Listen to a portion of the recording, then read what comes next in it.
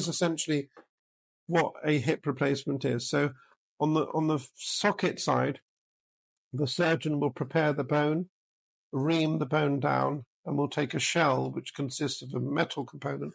We use titanium, and it consists of a plastic liner which is inside the metal shell. This will then be impacted. We use uncemented implants which impact into the bone, and they get a good biological bond. That's the hip side. The femoral side, the bone is hollow inside. So once the head has been cut off, generally speaking, the femur has a canal, and that can be broached. And then the surgeon has the option whether they want to put an implant in which is uncemented, which we prefer biological bond in the younger patients and patients who've got good bone quality, or the surgeon can cement the stem as their preference. This forms the second part of the hip replacement, and then the socket and the ball are then put together. So that forms the hip joint. So in a hip replacement, you no longer have bone-on-bone contact. You have a metal with plastic liner, and then a head. The head can be either metallic or ceramic. It's a preference of the surgeon. We prefer ceramic in patients who are fit, healthy, and younger. I've gone to using slightly larger heads, which give better mechanics and better stability. Now, 90% of people who have a hip replacement will do well. They'll get up, the pain will go, they'll be able to go back to activities.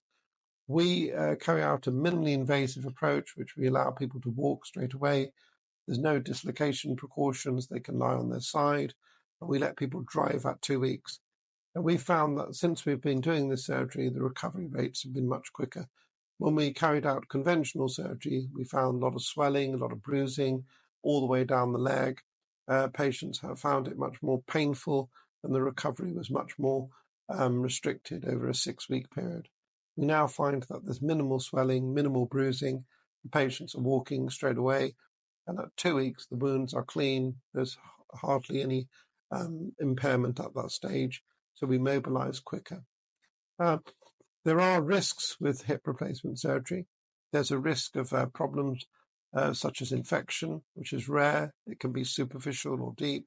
It may require washout or removal of the components. The hip can be slightly longer or shorter, depending on what the surgeon finds at the time. Hip stability is important, so surgeon may make changes at the time of the operation to make the hip more stable. There can be thrombosis, and in extreme positions, the hip can come out. So any hip, if it's taken to an extreme position of flexion and rotation, will impinge and lever out. So you do have to be careful, although you can do most things. There's also, with any operation, a risk of nerve injury, where you can stretch the nerves and cause weakness in the thigh or the foot. And there's sometimes a risk of fracture if the bone is soft, a hairline fracture of the thigh bone or the socket, the acetabulum. But in most cases, that's very rare, and most patients do well.